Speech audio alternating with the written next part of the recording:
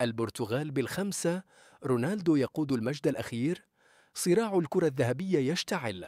البرتغال تلامس المجد الأوروبي من جديد في ليلة تاريخية على أرضية ملعب أليانز أرينا في مدينة ميونخ الألمانية. توج منتخب البرتغال بلقب دوري الأمم الأوروبية 2025 للمرة الثانية في تاريخه بعد مباراة نهائية مثيرة ضد إسبانيا انتهت بركلات الترجيح بنتيجة 5-3 عقب تعادل مثير 2-2 في الوقتين الأصلي والإضافي.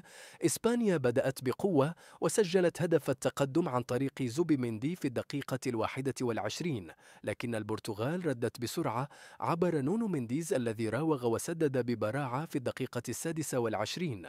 وقبل نهاية الشوط الأول عاد أويارزابال ليمنح الإسبان التفوق مجددا، ولكن البرتغال رفضت الانكسار. في الدقيقة 61 ظهر القائد الأسطورة كريستيانو رونالدو ليقتنص هدف التعادل مستغلا خطأ دفاعيا قاتلا ويشعل المدرجات بأمل جديد. وغادر رونالدو الملعب مصابا في الدقيقة 87، لكن فريقه واصل القتال حتى ركلات الترجيح، حيث تألق البرتغاليون وسجلوا جميع الركلات، بينما أهدر الإسبان واحدة ليحسم اللقب لصالح برازيل أوروبا.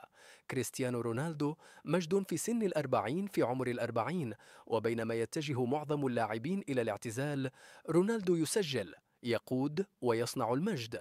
قدم الدون بطولة استثنائية حيث سجل 8 أهداف خلال مشوار دوري الأمم، منها هدف حاسم في النهائي، مؤكدا للجميع أنه لا يزال على الموعد، لا يزال الرقم الصعب، لا يزال من طينة الكبار. هذا الموسم كان كريستيانو أيضا هداف الدوري السعودي ورافعا رصيده الدولي إلى أكثر من 130 هدفا دوليا كأكثر لاعب تسجيلا للأهداف مع المنتخبات في تاريخ اللعبة. ولأن الكبار يظهرون في الأوقات الحاسمة، رونالدو لم يكن فقط هدافا بل كان قائدا ملهما يخرج من زملائه أفضل ما لديهم.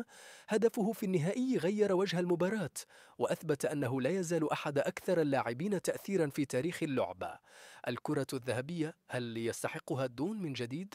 الحديث عن الكرة الذهبية لا يمكن أن يكتمل دون ذكر كريستيانو رونالدو، هداف دوري بطل قاري، قائد في النهائيات، أداء استثنائي رغم العمر. كل هذه عوامل تضعه في قلب المنافسة على الكرة الذهبية 2025. ولكن الحقيقة أن المنافسة شرسة جدا هذا العام. أبطال الظل فيتينيا ونونو مينديز. وإذا كان رونالدو نجم اللحظة، فهناك نجمان برتغاليان خطفا الأضواء أيضا هذا الموسم. فيتينيا دينامو خط الوسط، كان حجر الأساس في تتويج باريس سان جيرمان بدوري أبطال أوروبا، ولعب دورا محوريا في قيادة البرتغال إلى النهائي بأداء متوازن بين الدفاع والبناء.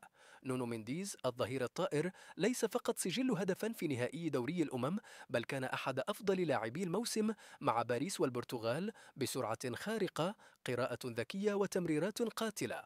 الفوز بثنائية دوري أبطال أوروبا دوري الأمم الأوروبية إلى جانب الأداء الفردي الرائع يجعل من الثنائي البرتغالي مرشحين واقعيين للدخول في قائمة المنافسين على الكرة الذهبية. موسم من نار وسباق من ذهب 2025 يشهد صراعا ناريا على الجائزة الفردية الأهم في العالم. كريستيانو رونالدو أسطورة تتحدى الزمن وبطل لا يعرف النهاية. فيتينيا ومينديز الجيل الجديد يصعد للمسرح الذهبي بثقة. ديمبيلي بطل أوروبا مع باريس ونجم النهائيات. لامين يامال موهبة استثنائية تألقت رغم صغر السن حين يسقط الآخرون في سن الأربعين. كريستيانو رونالدو يسجل، يتوج ويخطف الأنفاس. فهل من العدل أن نختم الأسطورة